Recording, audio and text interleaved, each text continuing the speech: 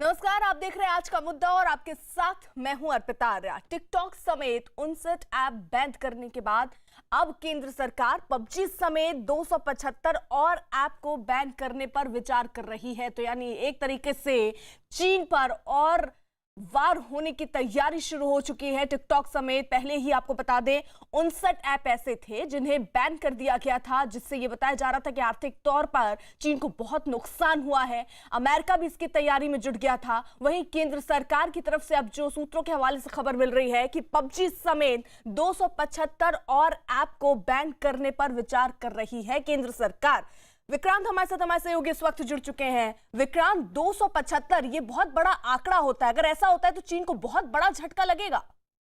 बिल्कुल, नुकसान तो चीन को हुआ ही है और जिस तरीके का रवैया चीन का रहा था उसे देखते हुए सरकार ये पूरा अध्ययन कर रही है। और अभी हालांकि इनको बैन करने का फैसला आधिकारिक रूप से नहीं लिया गया है, लेकिन इन्हें अध्ययन किया जा रहा है और ये पता लगाया जा रहा है कि इन ऐप्स में कितना पैसा चाइनीज कंपनियों का लगा हुआ है। क्या ये भी जो बैन की गई कंपनियां ऐप है उन्हीं की तरह भारत की लोकतांत्रिक व्यवस्था और जो सुरक्षा है उसमें खतरा तो नहीं है। इन सब चीजों का अध्ययन किया जा रहा है और उसके बाद अंतिम फैसला लिया जाएगा।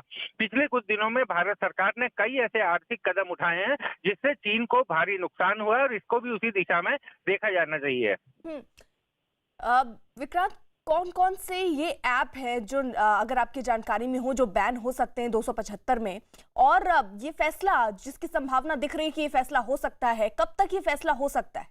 देखिए, अभी इस मामले में कहना थोड़ा जल्दबाजी होगा क्योंकि सरकार का ये कहना है कि इन सब चीजों का अध्ययन किया जा रहा है। जो तमाम सरकारी एजेंसियां हैं वो पूरा अध्ययन कर रही हैं, लेकिन ये जो बैन जिनके बारे में ये जांच की जा रही है इसमें कई बड़ी ऐप्स हैं। जैसे जो गेमिंग ऐप है पबजी वो इसमें शामिल है, टेंसेंट, जिली और अली एक्सप्रेस जो है वो इसमें शामिल है, जो अलीबाबा की ही बताई जाती है। इसके अलावा टिकटॉक की तर्ज पर यू लाइक एक है ऐप, वो इसमें शामिल है।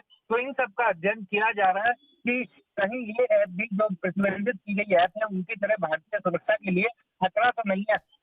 और अगर जांच एजेंसियों को भारत सरकार को किसी भी तरीके का इनके मामले में सबूत या संदेह मिलता है तो इन ऐप के खिलाफ भी सख्त कार्रवाई की जाएगी। जी,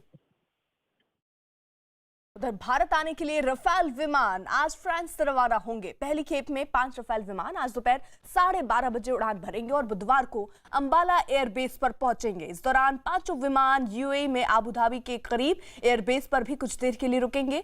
भारत आ रहे 5 विमान में 2 ट्रेनर एयरक्राफ्टर हैं, जबकि 3 लड़ाकू विमान हैं।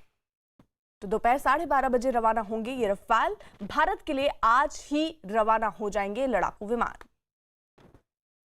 तो बुधवार को फ्रांस से भारत पहुंचेंगे ये 5 रफाल।